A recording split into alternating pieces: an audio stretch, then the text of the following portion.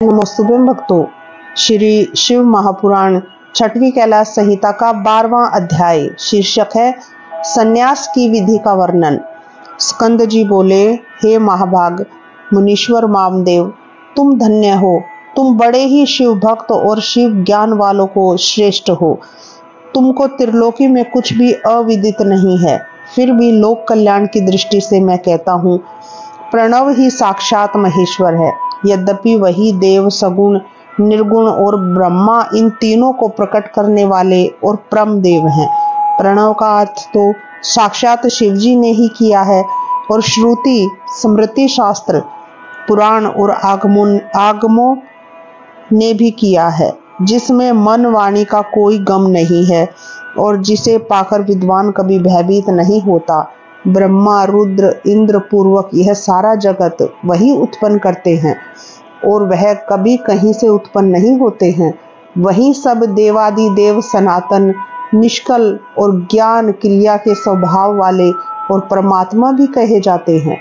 वही देव पंचक और कला पंचक भी हैं। सदपाद, तन्मूर्ति, साक्षात, संपूर्ण, निष्कल और मूर्ति, वे यह 6 प्रकार का शरीर धारण करते हैं। शब्द की शक्तियों से वे भी स्फूर्तित होते हृदयों में विराजमान रहते, अपनी मनोमयी शक्तियों से वाम भाग में विभूषित हैं। मनवादी से जिनसे 6 प्रकार के अर्थ मंत्रों द्वारा आते हैं, जो उपन्यास मार्गी, समष्टि, व्याष्टि भाव वाले प्रणवात्मक अर्थ वाले हैं, उनके अर्थ को कहता हूँ, सुनो। पहले उपदेश का क्रम कहता हूँ। हे महाराज, लोक में 4 वर्ण विख्यात हैं।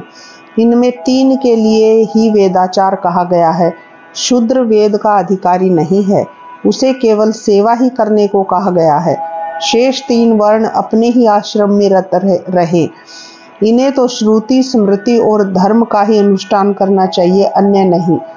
तब श्रुति, स्मृति आदि जैसा कहते हैं, उन्हीं के अनुसार वर्णाश्रम धर्म से अपने आचारों द्वारा परमेश्वर की पूजा करें, जिसके की करने से कितने ही श्रेष्ठ मुनियों ने सायुज्यता प्राप्त की है। इस प्रकार श्री शिव महापुराण छठवीं कैलाश संहिता का 12वां अध्याय यहीं समाप्त होता है। श्री शिवाय नमस्तुभ्यं भक्तों।